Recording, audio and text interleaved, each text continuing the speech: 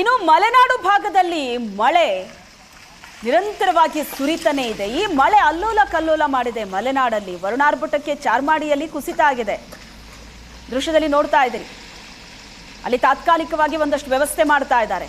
ಚಾರ್ಮಾಡಿ ಘಾಟ್ನಲ್ಲೂ ಭೂಕುಸಿತದ ಭೀತಿ ಶುರುವಾಗಿದೆ. ನೀರು ನಿಲ್ಲೋ ಕಡೆಗಳಲ್ಲಿ ಟಾರ್ಪಾಲ್ಗಳನ್ನ ಅಳವಡಿಕೆ ಮಾಡ್ತಿದ್ದಾರೆ. ಅಲ್ಲೆಲ್ಲೂ ಕೂಡ ನೀರು ನಿಲ್ಲಬಾರ್ದು, ನೀರು ನಿಂತ್ರೆ ಮತ್ತಷ್ಟು ಕುಸಿತೋಗತ್ತೆ ಅಂತ ಅಲ್ಲಿ ಟಾರ್ಪಾಲ್ಗಳನ್ನ ಹಾಕ್ತಾ ಇದ್ದಾರೆ.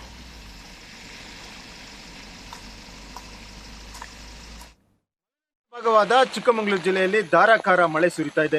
ಜಿಲ್ಲಾಡಳಿತ ಈಗಾಗಲೇ ಮುಂಜಾಗ್ರತಾ ಕ್ರಮವಾಗಿ 88 ಸ್ಥಳಗಳನ್ನು ಗುರುತು ಮಾಡಿರುವಂಥದ್ದು. ಅದರಲ್ಲಿ ಚಿಕ್ಕಮಗಳೂರಿನ ಮೂಡಿಗೆರೆ ತಾಲೂಕಿನ ಚಾರ್ಮಾಡಿ ಘಾಟಿಯಲ್ಲೂ ಕೂಡ ಭೂಕುಸಿತ ಉಂಟಾಗುವ ಸಾಧ್ಯತೆಗಳು ಕೂಡ ಇರುವಂಥದ್ದು. ಹಾಗಾಗಿ ಜಿಲ್ಲಾಡಳಿತ ಗುರುತು ಮಾಡಿರುವಂಥ ಡೇಂಜರ್ ಪಟ್ಟಿಯಲ್ಲಿ ಚಾರ್ಮಾಡಿ ಘಾಟಿಯು ಕೂಡ ಇರುವಂಥದ್ದು. ನಾನೀಗ ಚಿಕ್ಕಮಗಳೂರಿನ ಮೂಡಿಗೆರೆ ತಾಲೂಕಿನ ಚಾರ್ಮಾಡಿ ಘಾಟಿಯಲ್ಲಿದ್ದೀನಿ. ರಸ್ತೆಯಲ್ಲಿ ಈಗಾಗಲೇ ಜಿಲ್ಲಾಡಳಿತದ ವತಿಯಿಂದ ರಾಷ್ಟ್ರೀಯ ಹೆದ್ದಾರಿ ಪ್ರಾಧಿಕಾರ ಮುಂಜಾಗ್ರತಾ ಕ್ರಮವನ್ನು ಕೂಡ ವಹಿಸಿರುವಂಥದ್ದು.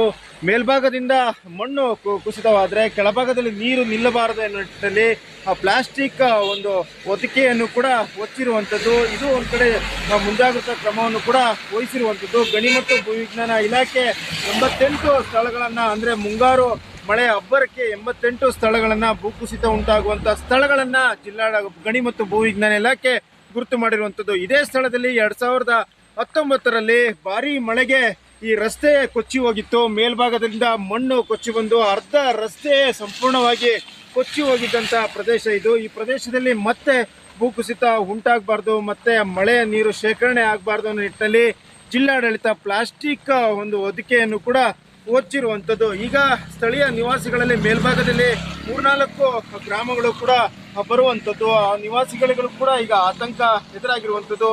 ಭಾರಿ ಪ್ರಮಾಣದಲ್ಲಿ ಮಳೆ ಸುರಿತಾ ಇದೆ. ಚಾರ್ಮಾಡಿ ಘಾಟಿಯಲ್ಲೂ ಕೂಡ ಭೂಕುಸಿತ ಸಂಭವಿಸುವಂತ ಸಾಧ್ಯತೆಗಳು ಕೂಡ ಇರುವಂಥದ್ದು. ಇದರ ಒಟ್ಟಿಗೆ ಶಿರಾಡಿ ಘಾಟಿಯಲ್ಲೂ ಕೂಡ ಭಾರಿ ಮಳೆಯಿಂದಾಗಿ ಭೂಕುಸಿತ ಉಂಟಾಗ್ತಾ ಇರುವಂಥದ್ದು. ಹಾಗಾಗಿ ಬದಲಿ ರಸ್ತೆ